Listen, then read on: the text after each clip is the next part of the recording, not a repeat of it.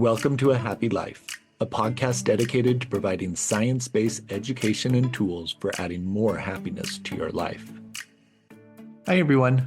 I am Dr. Joshua Swift, professor of psychology at Idaho State University, licensed clinical psychologist, and author of Becoming Happy, a guide to self-care and holistic well-being. On today's episode, we are going to talk about how developing, maintaining, and nurturing close relationships can bring happiness. But before we get started, let me just remind you to hit subscribe or follow below so you never miss any of our future episodes. And please share with others. Okay, so in today's episode, we are discussing close relationships. These can include the relationships between spouses, parents and children, siblings, grandparents and grandchildren, non-married romantic partners, and even very close friends. To begin, I think it's important to recognize that right from birth, we as humans require the support and assistance from caregivers for all of our basic needs. We cannot survive on our own. Now, although this is similar to some animals, it is different from others. For example, some butterflies, spiders, fish, snakes, and lizards never see their parents. Soon after laying the eggs, the mother leaves, and then the newborns are completely on their own. In contrast, other animals require the close care and attention from parents. For example, not only do newborn domestic cats depend on their parents for food, protection, warmth, and cleaning, they even require external stimulation in order to defecate and urinate for about the first month of their lives. Now, some animals that stay with their parents the longest include elephants, lions, orcas, and chimpanzees. Similar to these animals, humans require the assistance of caregivers for a relatively long period of time. In addition to depending on caregivers for survival, we rely on them for comfort and emotional support. Now, there are some classic studies in the field of psychology related to this topic that were conducted over 60 years ago by Harry Harlow. And although these studies were conducted with monkeys, they illustrate the need for social and emotional support in humans too. In the earliest of his studies, Harlow and his colleagues separated infant monkeys from their mothers and raised them in a laboratory setting. Although the researchers provided for the basic needs of the monkeys, they limited the social support that the monkeys received. Now, while all of the orphaned monkeys showed some social difficulties, those that were raised in complete isolation for longer periods of time showed the most problems. And these included things like staring off blankly into space and engaging in self-mutilation behaviors, and even for some monkeys, refusing to eat. Now, after noticing these deficits, Harlow and his colleagues designed a second set of experiments in which they created surrogate mothers for the infant monkeys. And specifically, each monkey had access to two inanimate fake mothers. Both mothers had a head that somewhat resembled an adult monkey, and then a round body made out of wire. But one of them also had a layer of foam rubber, and then a terry cloth covering the main wire part of the body. And the other one that was just wire was fitted with a bottle and food, so the infants could nurse from it. So one fake mother could provide the food, and the other could provide contact comfort. And they found that the infant monkeys spent almost all of their time clinging to the mother with the cloth around it, and would only go over to the wire mother when they needed food, and then jump right back onto the cloth mother once they were done eating. Now, in a third set of experiments, they introduced the infant monkeys to frightening or strange situations. This was after a period of time where the monkeys had been nursing from the wire mother and clinging to the cloth mother. In some of these experiments, the monkeys had access to both of the mothers, but they were currently separated from them. And the researchers then introduced a frightening fake predator. And when the predator was introduced, all of the monkeys immediately ran to the mother who gave them comfort, the cloth mother, rather than the one who gave them food. In other experiments, the monkeys were placed in a new room where everything was strange to them. When the wire mother who had been giving the monkeys food was also in the room, the monkeys essentially ignored it. Instead, they just cowered in the corner and remained frightened all by themselves and by all of the new things that were around them. But when the cloth mother was in the room, instead of that wire one, the monkeys would immediately run to it for safety and security. And then after a period of time of clinging to that cloth mother, the monkeys would then venture away and explore the rest of the room, but then come back to the cloth mother for periodic support as needed. The attachment to that cloth mother helped the monkeys feel safe and gave them courage to try out new things. Now, while many have expressed justified concerns over the treatment of the monkeys in Harlow's experiments, these studies do show the importance of having comfort or emotional support from caregivers, in addition to just having basic needs met. And the value of having emotional support or attachment to parents has been demonstrated in human children as well. Children who have developed a secure attachment with a caregiver have been shown to be more comfortable exploring their environments because they know that they have a consistent, loving, and comforting base that they can return to if they become scared or if something goes wrong. As a result, children with secure attachments have been found to be better at regulating their own emotions. They show higher self-esteem. They're more likely to get along with siblings and peers, and they're less likely to experience serious mental health concerns. They also are less likely to get in trouble at school, and they perform better academically. Now, importantly, those children with a secure attachment have shown to have more happiness throughout their lives. And research has shown that the benefits of having a secure attachment also continue on into adulthood. Adults who are securely attached have low levels of fear of abandonment or rejection, and they're able to be open and vulnerable with others. Thus, as an adult, when we develop a secure attachment in a close relationship, we also have that safe base where we know we can go if we're struggling or hurt in some way. Now, this could be a romantic partner, a parent, or a very close sibling or a friend. Like children, when we have this secure base, we are more comfortable being vulnerable and trying new things on our own. We don't need the approval of others as much. And as a result, we're less likely to experience depression, anxiety, and loneliness. And we're more likely to experience higher self-esteem, life satisfaction, and happiness. Now, at all ages, we need to experience close connections to others. Research has shown that having close relationships is a strong predictor of happiness.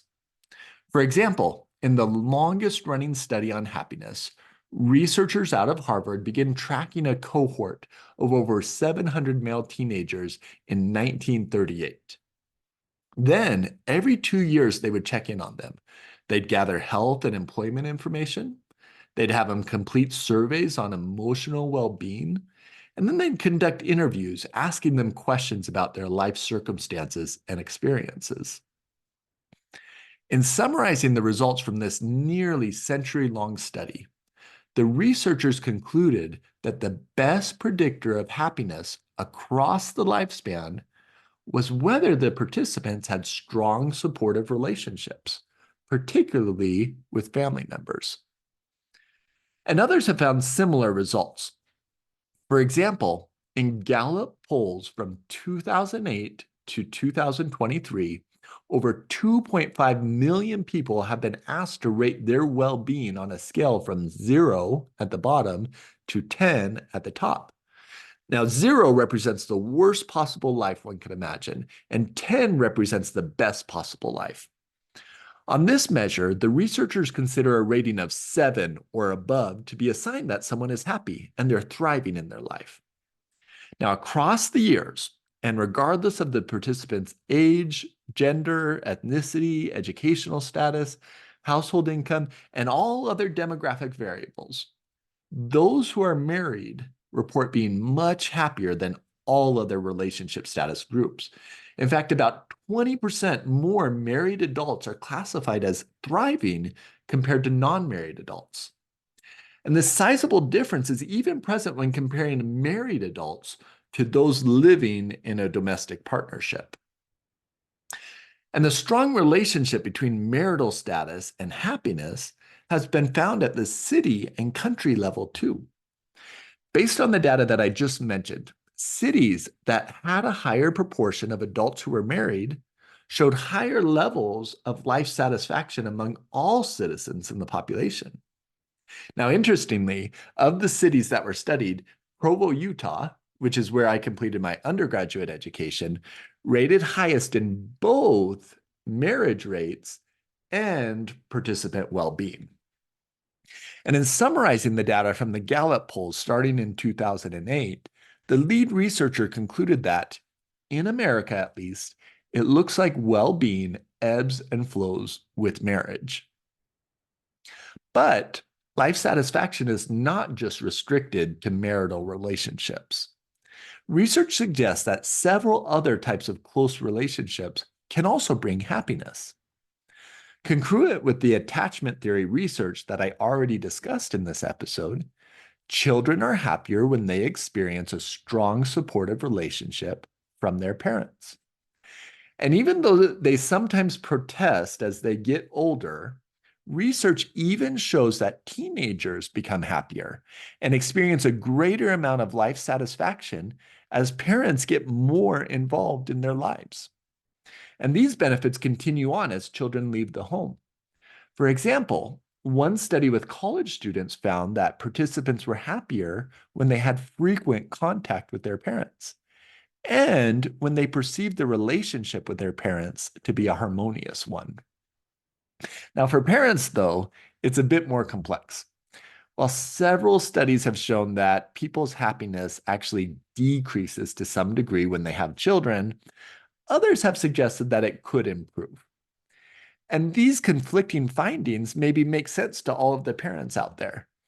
Although there are joys in parenthood that cannot be found anywhere else, I think any parent can agree that raising children does lead to significantly more stress.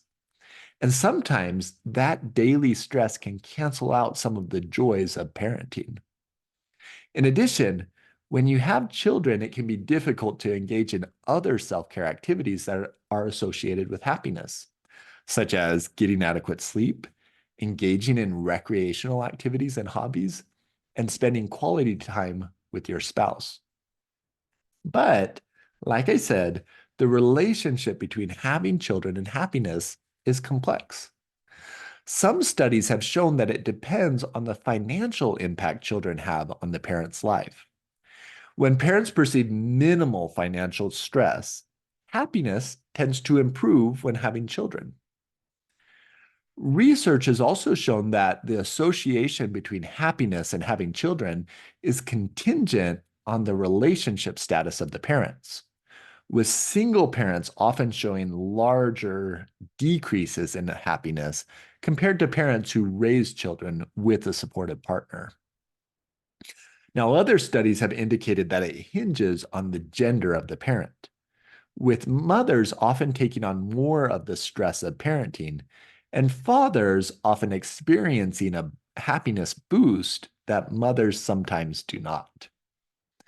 And finally, research has shown that it depends on the age of the children, suggesting that parents may get a boost of happiness during the pregnancy and when their children are young, but then happiness for parents decreases as their children enter adolescence.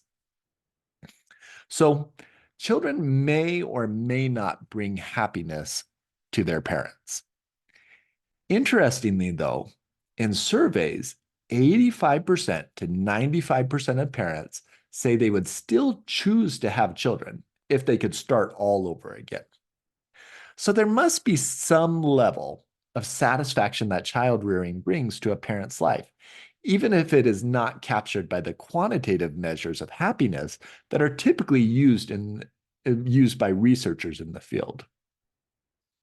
Now, although having children does not automatically lead to an increase in happiness, research suggests that interactions with grandchildren can. This research has shown that frequent contact with grandchildren can lead to improved emotional well-being and reduced stress levels for grandparents. And this leads to an overall sense of purpose and fulfillment. In fact, one survey found that 72% of grandparents believe that the role they play with their grandchildren is the most satisfying and important thing in their lives. And the involvement of grandparents can also have a positive impact on grandchildren, too. Research has shown that it can lead to increased self-esteem, stronger social skills, and a greater sense of security for youth.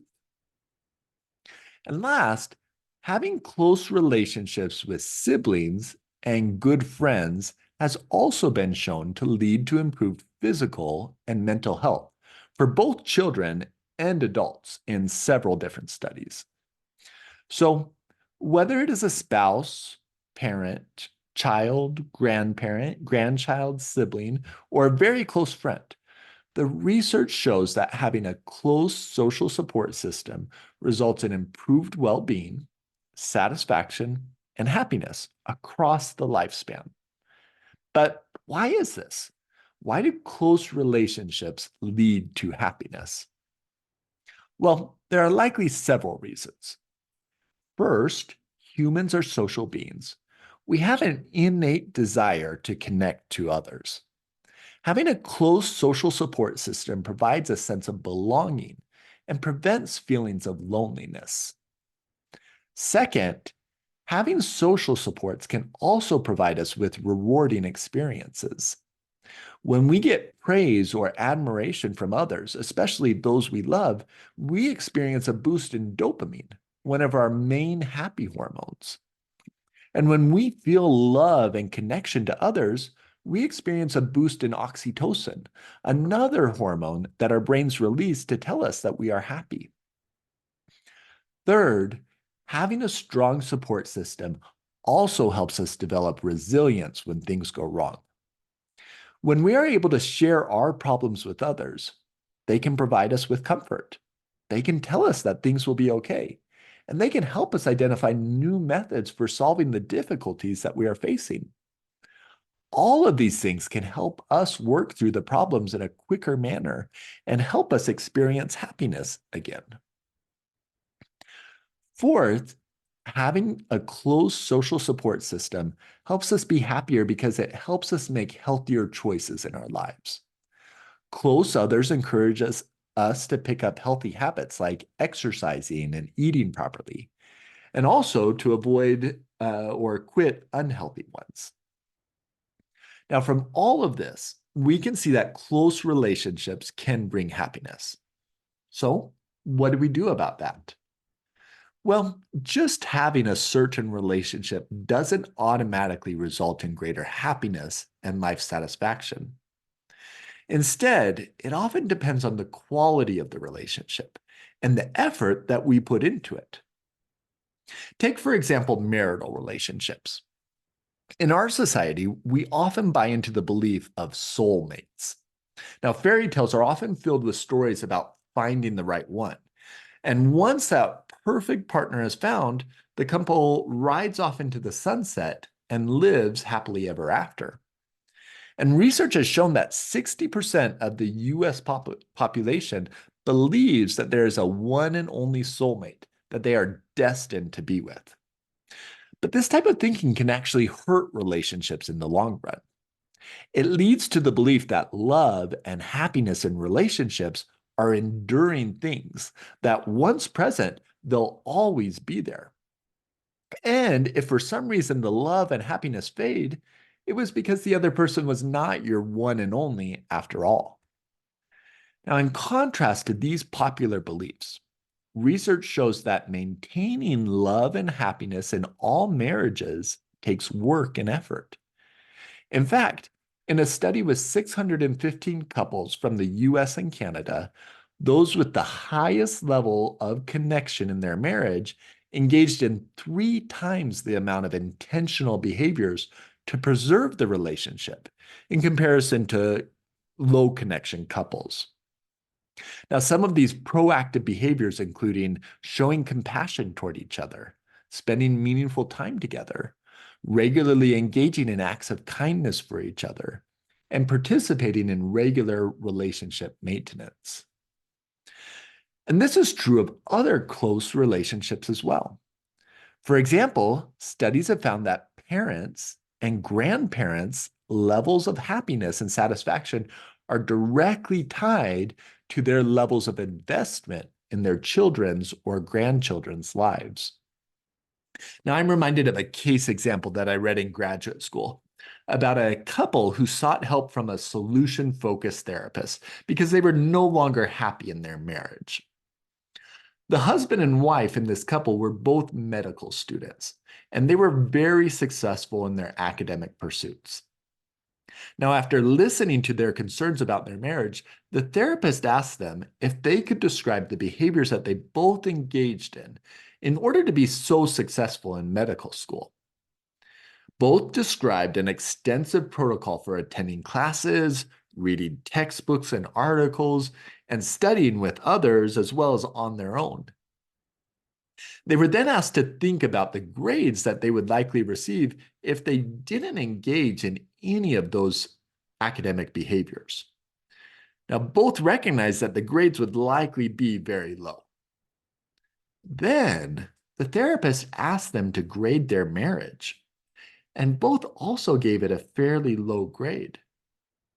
The therapist then challenged both of them to think about what they would personally have to do to receive an A+ grade in their relationship. And they came to the realization that just like they had to work hard to receive an A in their classes, they would have to work hard to make their marriage successful and happy. And both left with a determination to work toward that A+ grade. Now, similarly, to receive happiness from our close relationships, we have to work at them. This is true for marriages, but it is also true for all family and close friend relationships. Now, hundreds of thousands of books and articles have been written about various methods for improving close relationships. And there's no way that I can review all of those strategies in this episode. But I do want to briefly touch on 2 big areas that could apply across relationships types. First, work on yourself. Now, we started the episode talking about attachments, and I mentioned that when we have a secure attachment, we develop the most benefits from a relationship. Interestingly, the type of relationship that we have with others depends in large part on the attachment style that we bring into that relationship. And only about 55 to 65% of us go into relationships with a secure attachment style. Instead, some go into relationships with attachment anxiety. They tend to worry about being rejected by their partner. So they become overly fixated on trying to force closeness and intimacy in their relationships. They may become jealous easily and have difficulty trusting that others can truly care about them. And because of this, they often become clingy and they frequently seek reassurance, and their entire self-worth becomes wrapped up in what the other person thinks of them. Others go into relationships with attachment avoidance. They like to keep their distance. Sharing of emotions and intimate things generally makes them feel uncomfortable. So they tend to withdraw or push others away when the relationship starts to become too close. Now, both attachment anxiety and attachment avoidance fall on a continuum, We all have some elements of these in our style for relating to others. When we are low in both of them on that continuum, then we're said to have a secure attachment. But again, only about 55 to 65% of the population are there. Now, fortunately, research has shown that we can change our attachment style, so we can become more secure in our relationships. This research suggests that just learning what our baseline style is opens us up to changing it some. And then when we put in intentional efforts to act in a way that is consistent with a secure attachment, that style will become more natural to us. And we'll have a balance of showing affection and closeness in relationships, but also trusting others and allowing them to have their independence. Now, in addition to addressing your attachment style, you can work on who you are in a relationship by practicing self-care. Now, as I've talked about before, that doesn't mean that you make sure to get in a bubble bath every night. Instead, as you get adequate sleep, exercise, take care of your nutrition, think positively, and engage in pleasurable activities, you'll be happier and you'll bring that happiness into your relationships. Okay, so first category, working on yourself. Second, as I previously discussed, in order to get the most happiness and satisfaction out of relationships, it's important that you invest time and energy into them. Like the medical student couple, you can't just assume that a relationship should work simply because you want it to. Instead, you have to invest in the relationship in an A+ way. Now, the exact things that you do as part of this A+ effort are up to you. But general areas to think about are open communication, spending quality time together on shared interest, expressions of gratitude, and service or acts of kindness for the other person. Now, in thinking about the effort that you put into your relationships, it's also important to remember that successful relationships are partnerships. Both people have to invest into the relationship to make it work. There may be times when a spouse, child, parent, sibling, or friend is unable or unwilling to do their share to maintain and nurture the relationship. And at those times, recognizing the limits of what you can control and setting clear expectations and boundaries is important for maintaining your personal health and well-being. And remember that happiness can be found through multiple sources. Not every relationship will work or provide all of the support that you need. Sometimes it may be necessary to let go or step back from one relationship and focus on others in order to maintain happiness in your life. Well, thank you for joining us today on A Happy Life. I hope you enjoyed the conversation. If you haven't done so already, please hit subscribe or follow below to receive notification for all of our future episodes. And please share with others. Take care until next time.